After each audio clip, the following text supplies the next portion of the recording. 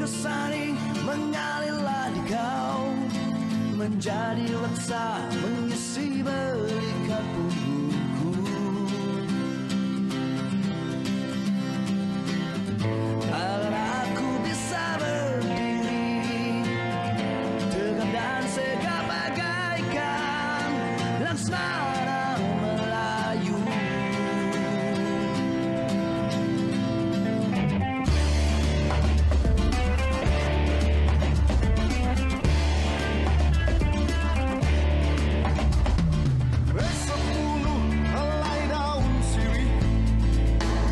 Bersama bunga jenti jadilah engkau, darah merah pekat mengisi uratku agar bisa ku berlangkah gagah dan tampan bagaikan si jantan yang berkokoh.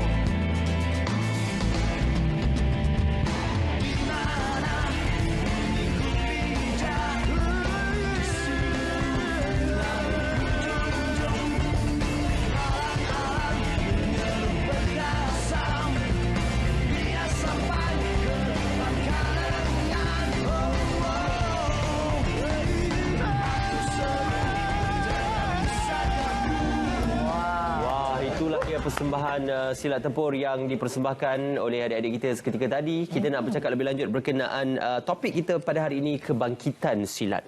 Ya, itu dia. Bersama dengan kita saya kenalkan iaitu Puan Roznani Hassan selaku peserta bertanding. Assalamualaikum. Assalamualaikum warahmatullahi. Dan juga bersama dengan kita Encik Rozman Afandi Amiruddin selaku Ketua Teknikal Pengadil dan Juri, dan juga Encik Muhammad Syaril Samsudin selaku Pengarah Kejohanan. Assalamualaikum. Okay, baik, terima kasih. Sudah mengenakan persalinannya itu.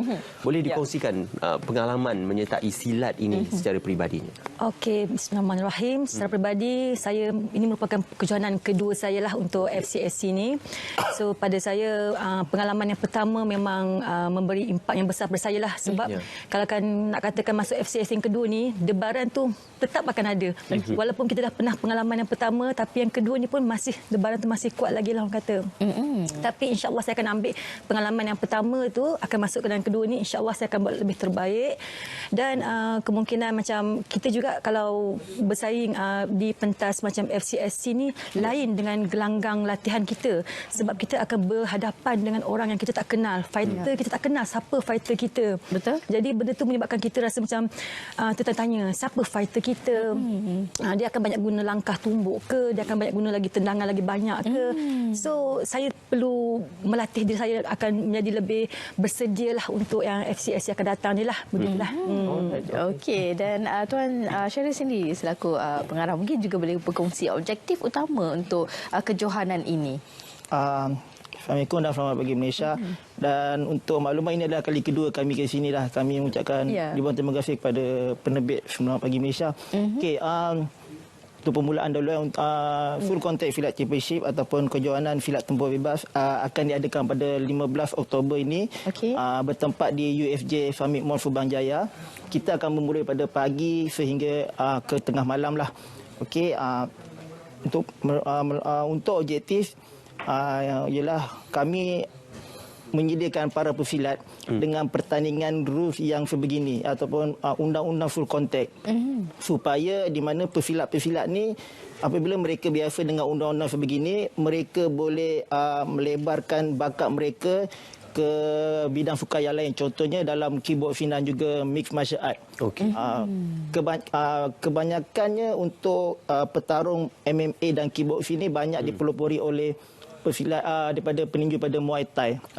Jadi memang kurang daripada pesilat. Jadi kami ambil inisiatif ini untuk mengadakan platform yang sebegini untuk memberi mereka peluang untuk mereka merasai bagaimana bertanding dengan undang-undang yang sebegini, dan sekaligus mereka boleh melebarkan bakat mereka dalam bidang MMA ataupun kickboxing. Okey, satu ruang yang baik untuk pesilat-pesilat pesilat muda dan juga baru untuk mempertonjolkan bakat mereka. Tuan, dalam kejohanan ini apa penglibatan yang signifikan yang Tuan? Okey, Assalamualaikum dan selamat pagi Malaysia. Okey, saya adalah selaku ketua teknikal untuk kejohanan ini, teknikal dan juga pengadil dan juri lah.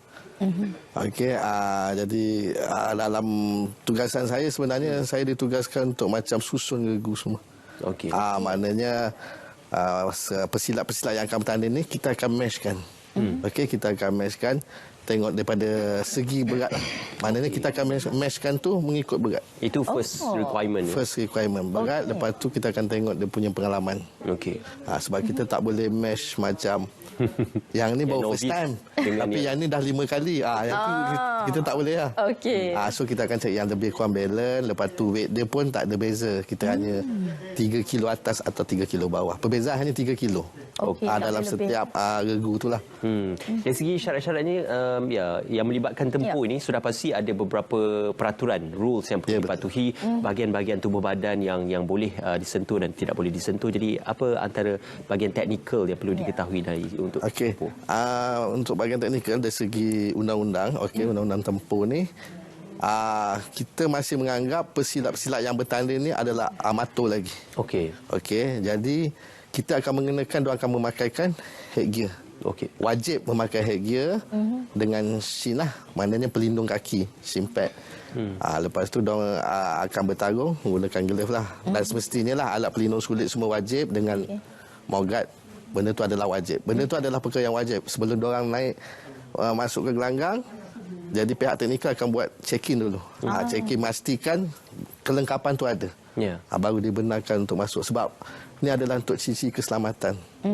Sebab mereka ni dianggap amatur, belum profesional. Dan masih baru. Lagi satu, kita nak bagi pelibatan ni jadi orang pun tak takut.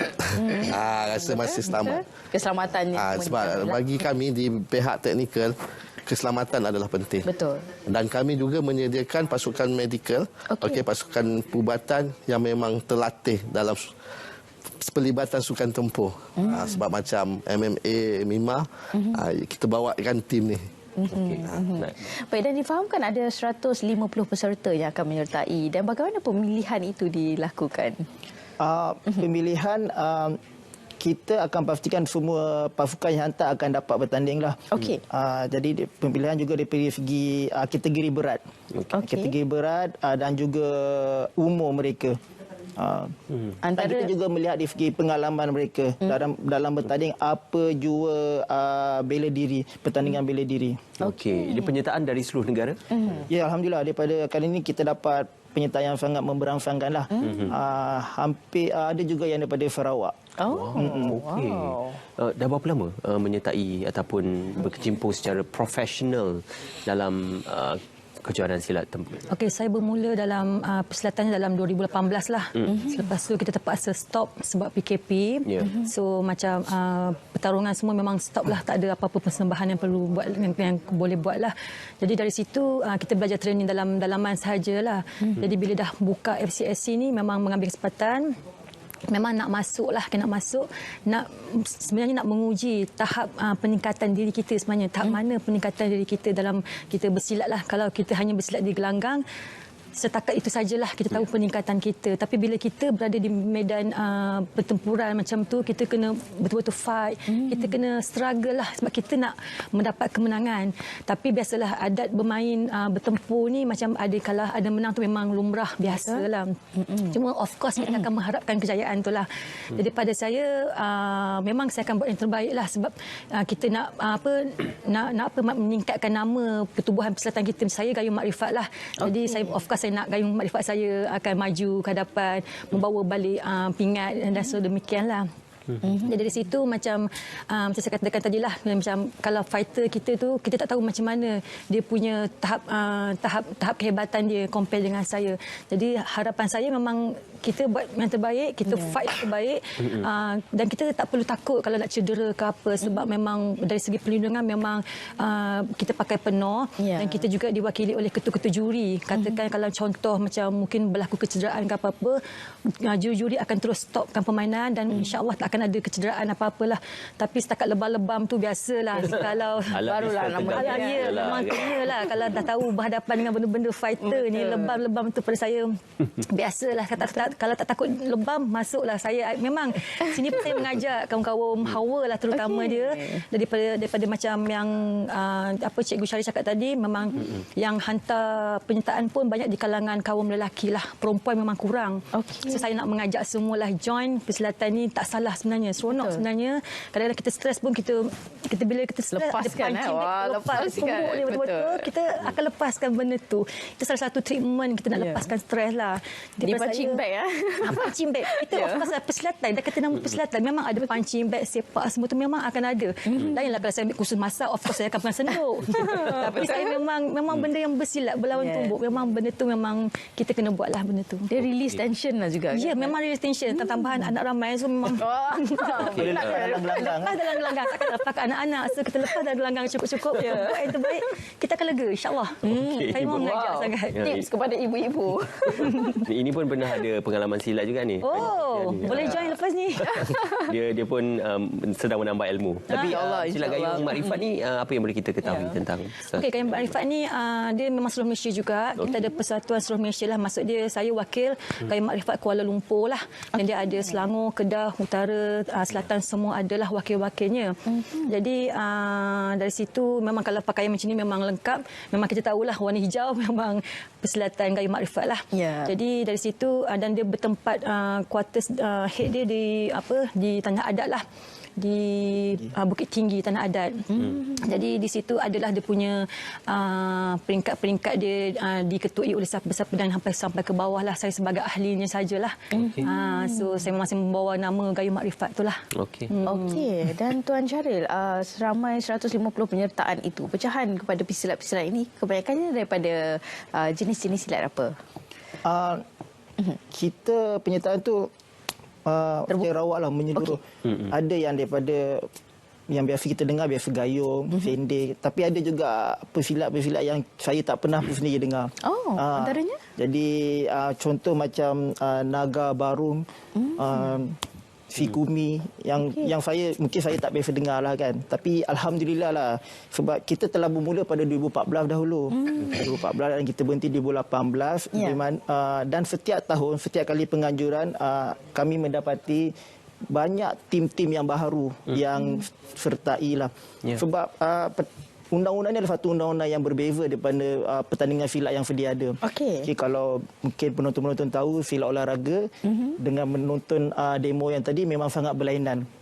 Jadi pertandingan adalah satu pertandingan yang baru, dan Alhamdulillah kami mendapat penyertaan yang baru setiap kali pertandingan. Jadi orang di luar sana, pesilat di luar sana dah mula nampak kehadiran kami. Okey. Tuan, sistem poin itu bagaimana untuk diberikan markah penilaian kepada poinnya? Apakah apabila berjaya untuk menundukkan pasukan lawan itu, apabila sudah tidak lagi boleh memberikan tentangan balas, ataupun markah dikira bersandarkan kepada aspek teknikal di bahagian mana yang ditujui dan juga diserang?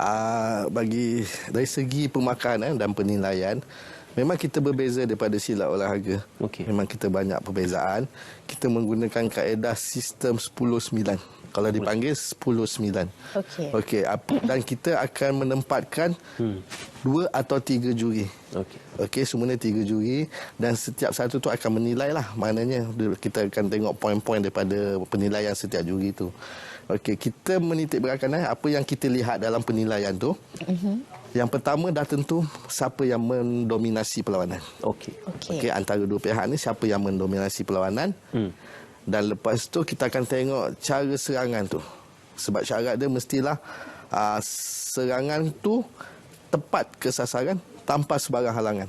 Okey. Mana dia tepat kat situ kita akan ambil kira lah. Kita akan tengok okey mana dia ambil point. Dan kita akan tengok teknik dari segi teknik juga, iaitu penggunaan teknik combo. Okey. Maknanya kalau kata dua ni tumbuk tapi yang pihak lagi satu ni dia ada kelebihan, dia menyepak tu. So dia ada point lebih kat situ kat dia. So dia lagi mendominasi lah. Maknanya dia gunakan lagi serangan kaki berbanding yang tumbuk tadi. So dari segi itu kita akan tengok juga penilaian dari segi penggunaan combo teknik, mana ada tumbuk, sepak, lutut. Okey. Dan yang terakhir itu kita akan tengok taktikal. Okey, taktikal dan seninya. Walaupun dia bercorak full contact, okay, namun sebelum berlawan tu setiap pergerakan nak lawan tu dia tetap ada bunga. Okey. Tari silat. Ada tetap ada tari silat. Ya, betul. Okey. Macam kita yang selalu kebiasaan kita lihat dekat silat olahraga kan, dia orang ada buka macam Betul. tari itu semua. Ya. Dalam full contact pun ada. Itu Dan akan diambil kira juga. Ya. sebab kita ada memang ada setiap tahun bila setiap kejohanan kita adakan piala pesilat terbaik. Kita adakan piala untuk pesilat terbaik. Di mana kita akan pilih lah kriteria ni. Maknanya daripada penilaian tu kita akan tengok mana best of the best. Itu dia. Okey, dan perbezaan lah daripada tahun ini, sebab difahamkan diadakan daripada 2014 kejohanan ini, dan setiap tahun demi tahun pasti ada kelainan. Dan apa kelainan tahun ini berbanding dengan tahun lepas, Tuan? Untuk tahun ni kami lebih menumpukan pada kategori senior lah, 18 tahun ke atas. Okey. Sebelum ni kita ada kategori kanak-kanak dan remaja. Untuk tahun ni kami nak tumpu pada senior, dan insya-Allah untuk kanak-kanak dan remaja kita akan adakan pada bulan 12 nanti cuti sekolah. Ada Dan dua sesi akan berlangsung nanti. ya, bulan 12 untuk kategori kanak-kanak dan remaja. Okey. Dan untuk peraturan untuk kali ini kami tidak menyediakan body protector lah, perlindungan badan. Sebelum ni ada, untuk tahun ni saya rasa orang silat dah ramai yang dah bersedia kan. Dah tahan badan tu, kami tak bagi pakai untuk body protector. Cuma headgear dan boxing gear dan pelindung kaki saja. Okey. Hadiahnya macam mana tu? Hadiahnya Dapat ingatkan hadiahnya tu. Betul? saya akan bagi CJ dan juga medal. Dan paling utama yang rasanya semua pesilat tunggu ialah pesilat terbaik lah. Pesilat terbaik. Dia agak tinggi. Itu seorang saja dipilih. Kali ini kita yang perbezaan kita buat dua orang. Dua pesilat terbaik, ada dua piala. Okey, wow. Tadi okey, mungkin tadi pertempurannya itu adalah kategori lelaki dan wanita. Ya, betul. Jadi untuk kali ini dibahagikan juga untuk kategori lelaki dan wanita atau bagaimana? Kategori lelaki dan wanita ada, tapi peraturannya tetap sama. Okey. Dan Puan beliau bagaimana persediaannya, Puan? Sebab kita faham walaupun dah pernah join sebelum ini, tapi pastinya ada persediaan tambahan lagi untuk memastikan mendapat kemenangan ni. Okey, pada saya persediaan tambahan saya tu, saya kena jaga stamina saya lah. Okey. Kadang orang nampak pertempuran ni alah 2 minit je. Tapi orang bercakap di luar. Tapi bila kita bertempur, kita akan rasa macam 2 minit tu, Masya Allah, lamanya masa Macam dia. 2 jam. Macam 2 jam. Masa kita nak bertahan sakit semua. Of course, kita akan rasa benda tu macam kita nak struggle kan. Benda yang pertama saya akan jaga adalah stamina saya lah. Macam saya punya guru saya selalu kata, kena jaga. Kalau boleh setiap hari tu lari 3 km dalam 20 minit lah. Kalau 3 km dalam sejam tu, payah jugalah. Stamina kita dah out dah. Ada pantang makan ke?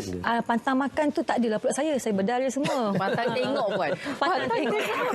Tapi jaga makan kena jaga jugalah. Kalau berat tinggi nanti kan kategori saya terus blacklist saya pun tak boleh masuk sebab dia ada kategori berat. Kena jaga kan? Kena jaga. So dia mesti within 3 kilogram sahaja. Okey. So sebab saingan saya pun akan lebih kurang berat sebadan sama macam saya jugalah.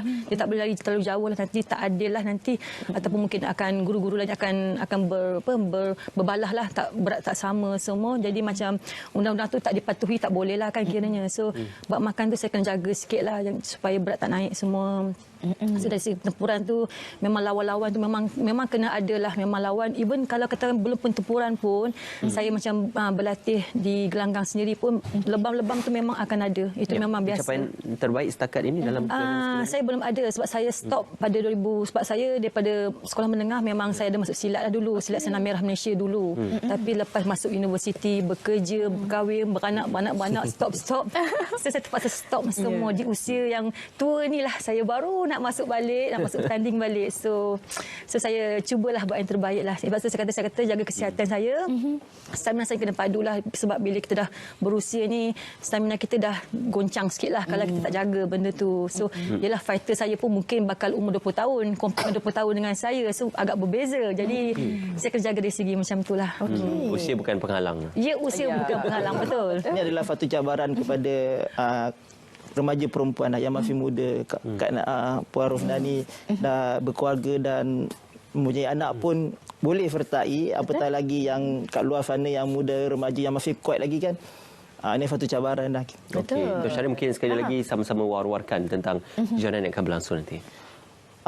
Okey, saya dan rakan-rakan ingin menjemput anda semua, khususnya pada ahli bela diri, tak kira anda silat, muay thai, taekwondo, karate, boxing dan sebagainya, untuk datang ke UFJ Summit Mall Subang Jaya pada 15 bulan 10 nanti, di mana akan ada pertandingan full contact silat championship yang mana kami menjanjikan suatu pertandingan yang maha dahsyat lah. Yang pertandingan yang tak pernah anda lihat sebelum ini dan akan banyak drama. InsyaAllah. Terima kasih kesemuanya kerana bersama dengan kami. Kita doakan selamat maju jaya untuk kejohanan yang akan berlangsung nanti. InsyaAllah kita mengalu-alukan pesilap-pesilap untuk menunjukkan bakat dan juga kemampuan mereka. Kita nak ke berita radio bervisual. Untuk mengetahui tentang perkembangan berita untuk hari ini, tanpa membuang masa lagi, silakan.